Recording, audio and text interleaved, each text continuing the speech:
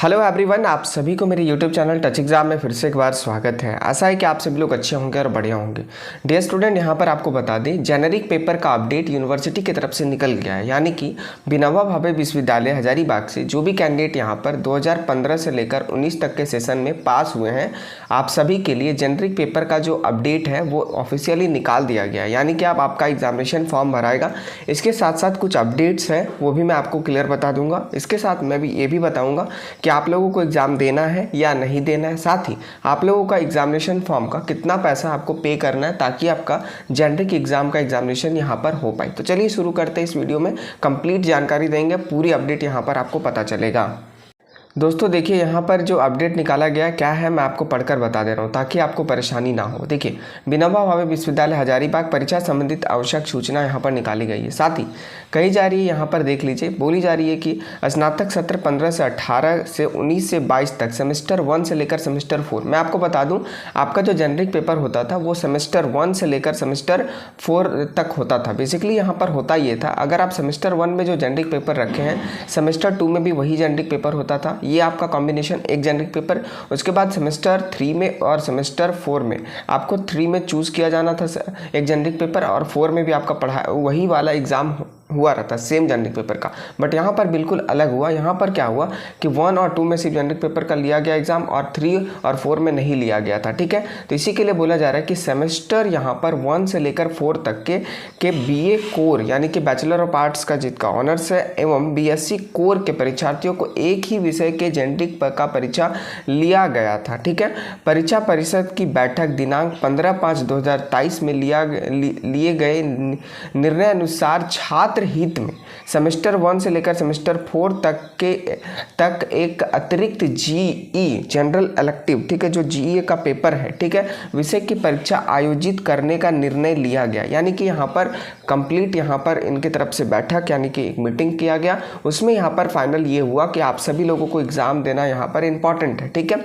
इसके साथ साथ बोला जा रहा है इस परीक्षा में इच्छुक परीक्षार्थी सम्मिलित हो सकते हैं। देखिए, यहाँ पर बोला जा रहा है कि इच्छुक परीक्षार्थी यानी कि सभी कोई जिसको मन है वही लोग यहाँ पर सम्मिलित होंगे। ठीक है, सेमेस्टर 6 का अंक पत्र एवं मूल प्रमाण पत्र पर कोई परिवर्तन नहीं किया जाएगा। ठीक है, देखिए आपको यहाँ पर सेमेस्टर का जो मार्कशीट है 6 का मार्कशीट भी मिल गया होगा। उसके साथ साथ जो आपका पासिंग सर्टिफिकेट है यानी कि डिग्री प्रमाण पत्र, उसमें कोई परिवर्तन नहीं किया जाएगा। जो आपके पास है वो आपके पास रहेगा। क्लियर है। अब यहाँ पर देखिए बोला जा रहा है जी का अतिरिक्त विषय वह होगा जो संबंधित महाविद्यालय में पढ़ाई होती है एवं सरकार से उन विषयों में संबंध प्राप्त हो। ठीक है, देखिए आप जो जेनरिक पेपर आप पढ़ सकेंगे यानी कि जो एग्जाम होगा वो आपको पता करना पड़ेगा कॉलेज में जाकर कि पहले वहाँ जेनरिक पेपर कौन सा उस टाइम पढ़ाया जाता था या कौन सा अप्रूवल मिला है जेनरिक पेपर के लिए। ठीक है, वही पेपर को आप चूज कर सकते हैं। कोई अलग पेपर चूज करेंगे तो दिक्कत होगा। ठीक है, इसीलिए यहाँ पर बोला जा रहा है, आप ध्यान से सुन लो,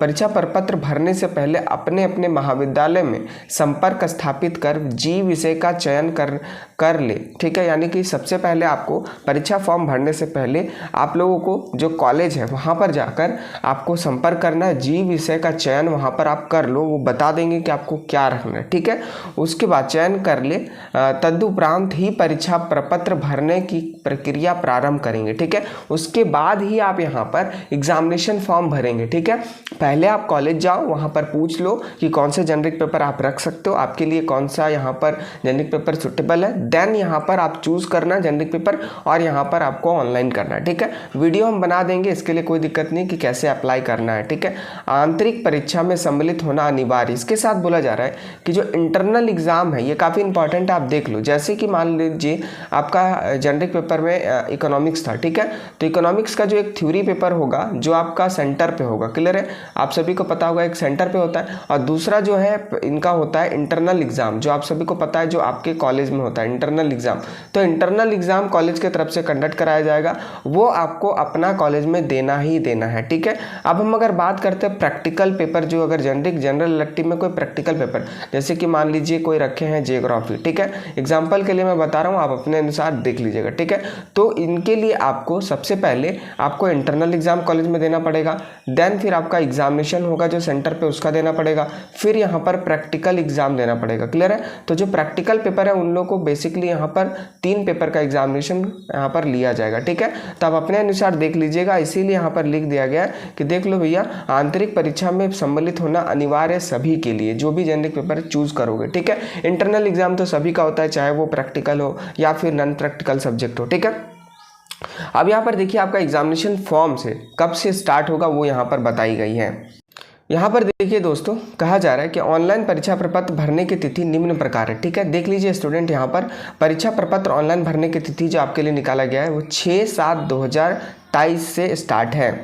यानी कि आपका 6 जुलाई 2023 से आप एग्जामिनेशन फॉर्म को यहाँ पर कम्प्लीटली भर सकते हो, और 26/7/2023 यानी कि 26 जुलाई 2023 यहाँ पर आपका लास्ट डेट रखा गया। ठीक है, महाविद्यालय द्वारा एक्सेप्ट या रिजेक्ट करने का जो प्रक्रिया है वो 28/7/2023 तक यहाँ पर चलेगा, उससे आपको कोई मतलब नहीं है। अब देखो यहाँ पर मैं आपको बता दूँ 26 तारीख तक आपका लास्ट डेट है, और यहाँ पर देखो लिखा हुआ है 27 तारीख तक अगर आप नहीं भर पाते, 26 तारीख तक सॉरी, तो 27 तारीख से आपको प्रतिदिन के हिसाब से 100 रुपया प्रतिदिन के हिसाब से अतिरिक्त विलंब शुल्क के साथ प्रपत्र भर सकते हैं। ठीक है, यानी कि आप 26 तारीख तक भर लेना, उससे पहले आशा है कि आप भर लेंगे।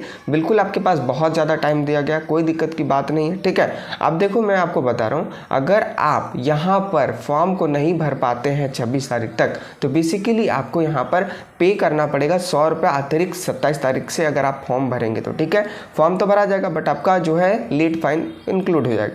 अब देखो यहाँ पर लिखा हुआ परीक्षा शुल्क रुपये 650 रुपये। ठीक है, चारों सेमेस्टर के लिए यहाँ पर ये फाइनल कर दिया गया है कि चारों सेमेस्टर यानी कि 1 से लेकर 4 तक के लिए जो जेनरिक पेपर का एग्जाम होगा, वो आपका एग्जाम का पेपर का सिर्फ और सिर्फ 650 रुपये यहाँ पर आपका लिया जाएगा। क्लियर है, इसमें आपका चारों पेपर जो जेनरिक पेपर है उसका एग्जामिनेशन हो जाएगा। इसके अतिरिक्त आपको कोई भी शुल्क पे नहीं करना है, ये बात का आप ध्यान रखिएगा। ठीक है, देखो 650 रुपये का जब आप पेमेंट करोगे डियर स्टूडेंट, तो आपको यहाँ पर कुछ ट्रांजैक्शन चार्ज कटेंगे। ठीक है, ट्रांजैक्शन चार्ज हो सकता है कि लगभग यहाँ पर 670 रुपये के आसपास कटेगा, तो आपको 670 रुपये आपको पे करना ही पड़ेगा। क्लियर है, उसके बाद यहाँ पर बोला जा रहा है पाठ्यक्रम के नियमानुसार जो परीक्षार्थी प्रपत्र भरने योग्य है वही प्रपत्र भर पाएंगे। देखिए सभी कोई यहाँ पर एलिजिबल नहीं है, जो नियमानुसार यानी कि जो एलिजिबल है वही लोग भर पाएंगे। ठीक है, तो बिल्कुल आप यहाँ पर अपना फॉर्म को भरिए। बाकी यहाँ पर बोला गया कि कैसे ऑनलाइन करना है अपने फॉर्म को, तो इसके लिए कंप्लीट हम जब फॉर्म आपका खुल जाएगा, अप्लाई होना स्टार्ट हो जाएगा, तो कंप्लीट वीडियो बना देंगे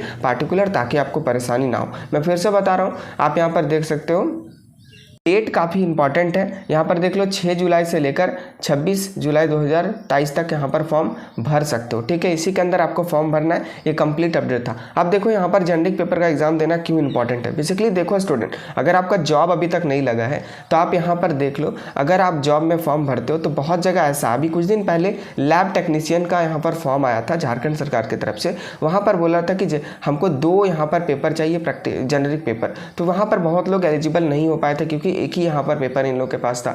तो बिल्कुल आपको मैं बता रहा हूँ, आप अगर आपके पास टाइम है तो आप ये पेपर दे दो ताकि आपको परेशानी ना हो। ठीक है, ताकि आप यहाँ पर बाद में किसी भी तरह से किसी प्रॉब्लम से फंसने के वजह से आपको उस टाइम प्रॉब्लम ना हो जेनरिक पेपर को लेकर। इसलिए मैं बोलूँगा अगर आपके पास टाइम है तो बिल्कुल आप इसका एग्जामिनेशन दे दीजिए ताकि आपको बाद में प्रॉब्लम ना हो। ठीक है, आशा है कि जेनरिक पेपर का जो भी अपडेट था वो आपको पता चल गया होगा। इसके अलावा इस पेपर से रिलेटेड कोई आपको परेशानी है या एग्जाम फॉर्म भरने में दिक्कत है तो प्लीज़ आप हमें कमेंट करिए, मैं आपकी पूरी सहायता करने की कोशिश करूंगा। आशा है कि वीडियो अच्छा लगा होगा। वीडियो अच्छा लगा होगा तो प्लीज़ वीडियो को लाइक करें, चैनल पर नए हैं तो प्लीज़ आप सब्सक्राइब करें ताकि आपको रेगुलर अपडेट मिलते रहे। Thanks for watching, have a